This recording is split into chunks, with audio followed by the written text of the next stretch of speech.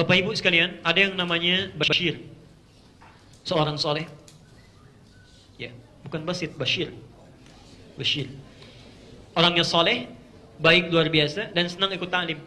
Ya, senang ikut ta'lim. Satu kali pulang dari ta'lim, ya, beliau jalan di tepian kebun, lewat dari situ. Sudah agak jauh, ya, begitu beliau menyimpan kitabnya di tangannya sambil berjalan begini, tiba-tiba qadarullah melihat ke sebelah kirinya didapati satu apel yang sedang hanyut.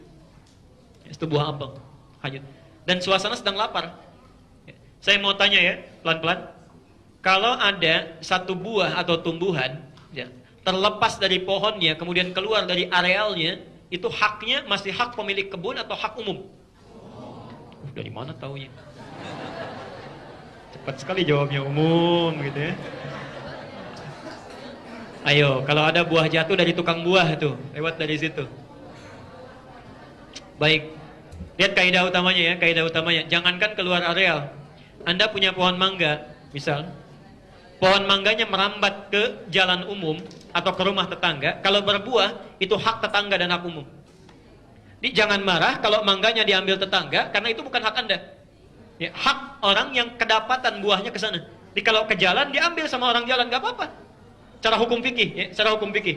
Ya. Atau ke rumah tetangga, tapi ini hanya berlaku bagi tumbuhan saja, jangan dikiaskan. Oh berarti kalau hewan juga begitu Ustaz ya? Ada ayam tetangga main ke rumah kita, potong aja misalnya, itu nggak bisa. Ya. Itu cuma untuk buah. Baik. Awas hati-hati jangan salah menyimpulkan. Salah menyimpulkan. Pelan-pelan. Ini Bashir karena tahu hukum orang fikih. Diambil oleh beliau, dimakan. Masya Allah. Begitu dimakan, lihat bagaimana cara Allah ingin mempertemukan seorang soleh dengan orang yang soleh lagi dan memberikan banyak kebaikan. Begitu dimakan oleh beliau, qadar Allah hilang sebagian ingatannya. Hilang sebagian ingatannya. Bingung, loh kok saya lupa ya dengan yang tadi. Dibaca kitab diingat lupa lagi. Apa salah saya ini? Apa salah saya? Ya. Ingat nasihat Imam Waqi yang pernah disampaikan, ya, Masya Allah. Ya. Maaf, ingat kaidah bukan nasihat Imam Waqi. Ingat kaidah bahwa sebagian dari ilmu itu adalah pemberian dari Allah, cahaya. Ya. Imam Waqi pernah memberikan nasihat pada Imam Asy-Syafi'i ketika mengadu. Ya. Jauh setelah masa setelah ini, 150 tahun setelah kejadian ini, lebih bahkan. Ya. Kata Imam Waqi, al-ilmu nurun wa nurullahi la yunzalu ilal asi. Ilmu itu cahaya dan cahaya Allah tidak akan diberikan pada orang yang bermaksiat. Bashir menduga saya telah salah makan apel orang tanpa bertanya dulu dan meminta izin pada pemiliknya. Padahal secara fikih benar. Maka diikuti aliran apel ini, aliran sungainya diikuti, sampai di satu kebun, ditemukanlah pemiliknya, rahmatullah. Qadar Allah, pemilik kebunnya ada di situ. Maka orang ini tiba-tiba langsung minta maaf ya, di sini, ya Tuhan mohon maaf, ini saya makan apel Anda tanpa izin Anda. Makan apel Anda tanpa izin Anda. Saya minta maaf. Dan orang pemilik kebun pun ini orang saleh, Masya Allah. Orangnya saleh, tahu hukum, dan tahu kaidah dari Nabi. Kaidah Nabi, jika ada seorang laki-laki yang kau ridhai akhlak dan agamanya, maka segera nikahkan dengan putrimu. Masya Allah. Kata orang ini, tidak begitu mudah memaafkan orang yang salah. Ada syaratnya. Ada syaratnya, Masya Allah. Mahi, apa itu? Katanya, saya penuhi saat ini juga, Masya Allah. Kata yang punya kebun, Anda mesti nikahi dengan Anda mesti nikahi putri saya. Saya maafkan Anda, syaratnya menikah dengan putri saya. Sebentar Bu ya. Kalau Bapak dalam situasi demikian, makan apel, cari-cari, ketemu dengan pemilik kebun. Pak, saya minta maaf, nggak mudah. Nikahi dulu anak saya. Bagaimana responnya? Anggap ibu nggak ikut dulu lah. Gitu ya. Tidak mudah ya? Baik. Orang ini bingung, karena tidak siap, tidak tahu kok mesti sedemikian syaratnya. Tapi perhatikan, ketika hukum manusia dipertemukan dengan hukum Allah. Orang ini menyimpulkan, Bashir menyimpulkan, tidak apa-apa saya ikuti dalam dunia kemanusiaan, yang penting Allah ridha dengan saya. Daripada saya menghindar, Allah tidak memberikan ridhanya.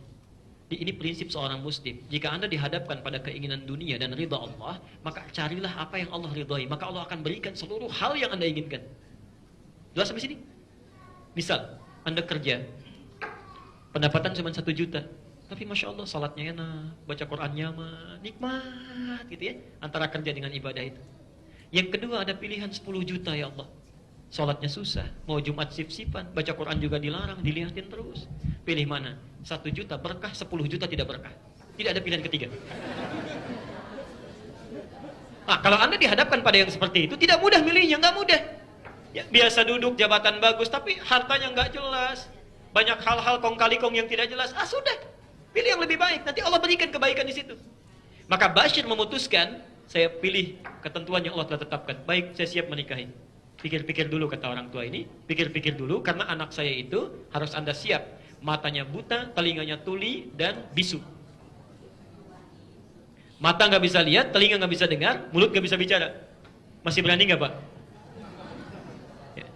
Nah orang ini karena sudah mantap dalam jiwanya, ingin ridha Allah, dia katakan, ya saya siap menikahinya. Kapan? Kata orang tua ini nggak mau menunggu kesempatan yang lama. Kata pemilik kebun ini, malam ini juga saya nikahkan Anda dengan anak saya.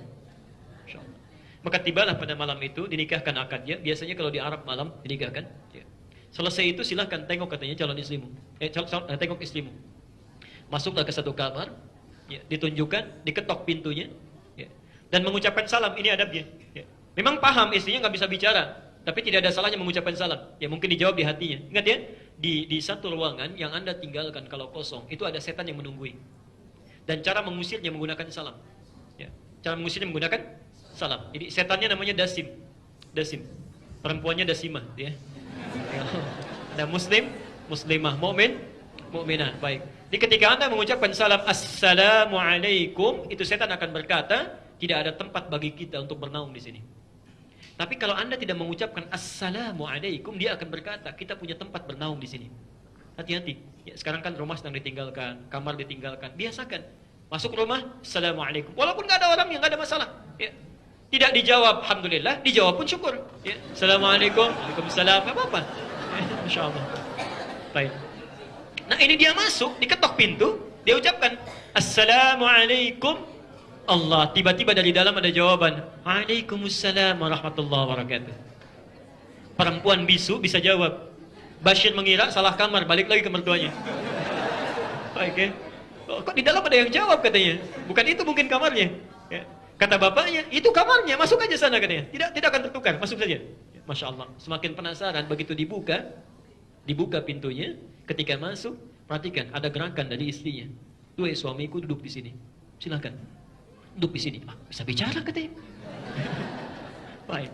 Kemudian kan menunjuk di sini, melihat ya ke pintu, duduk di sini, berarti bisa lihat. Kalau dia bisa jawab plus bisa dengar kan? Bisa dengar, bisa jawab, bisa lihat. Semakin aneh orang ini. Allah. Apa yang terjadi katanya? Begitu dibuka hijabnya, Masya Allah. Ternyata itu perempuan paling cantik di desanya. Yang sangat diperebutkan oleh banyak orang. Tidak diberikan pada ayahnya, menunggu orang soleh datang. Seorang yang soleha dipertemukan dengan orang soleh. Dibawa, diarahkan. Ya, dan dibuat skenario yang luar biasa untuk memberikan kenikmatan yang sangat besar. Ridha Allah dipilih, diberikan kenikmatan. Bertanya Bashir, ayahmu berkata, kamu itu buta, tuli, dan bisu. Saya khawatir keliru katanya. Ya. Kata perempuan ini, ayahku benar, dia tidak berdusta. Saya memang buta karena dirawat oleh ayah untuk tidak pernah melihat hal-hal yang tidak dibenarkan oleh Allah. Maka pandangan saya buta pada segala yang diharamkan oleh Allah. Tidak pernah melihat aurat yang terbuka, macam-macam. Masya Allah, dijaga oleh bapaknya. Ini orang tua luar biasa, Bu. Sampai dewasanya dijaga supaya memandang yang baik-baik. Saya memang tuli karena memang dijaga oleh orang tua, jangan pernah mendengar sesuatu yang diharamkan. Dan saya bisu karena dijaga untuk tidak pernah mengucapkan hal yang tidak diridhai oleh Allah dan Rasulnya. Dijaga. Maka Masya Allah, menikahlah dua orang ini. Perhatikan, seorang yang belum pernah menikah, kemudian orang yang soleh, dekat dengan Allah, diberikan ujian, dibuat lupa, nyari, dikasih pilihan yang sulit, tapi diikuti hukum Allah. Allah berikan bukan cuma apelnya, kebunnya, pemilik apelnya, plus anak yang punya apelnya. Masya Allah, seluruhnya Allah berikan. Ya. Tapi jangan jadikan alasan pulang dari sini Anda cari apel. Tidak ada hubungannya, ya, nggak ada hubungannya. Nah dari pernikahan inilah kemudian lahir seorang anak diberi nama Nu'man, dikenal dengan Nu'man bin Bashir. Kelak dewasa akan dikenal dengan Abu Hanifah. 40 tahun anak ini setelah tubuh dewasa, selama 40 tahun tidak pernah batal wudunya antara Isya dengan subuh. Abu Hanifah tidak pernah batal wudunya selama 40 tahun. Ya. Karena itu semoga Allah sekiranya memberikan kenikmatan dan kebaikan kepada kita semuanya. Dan kalau bukan kita, mungkin anak-anaknya atau cucunya yang memunculkan orang-orang soleh baru di masa yang akan datang.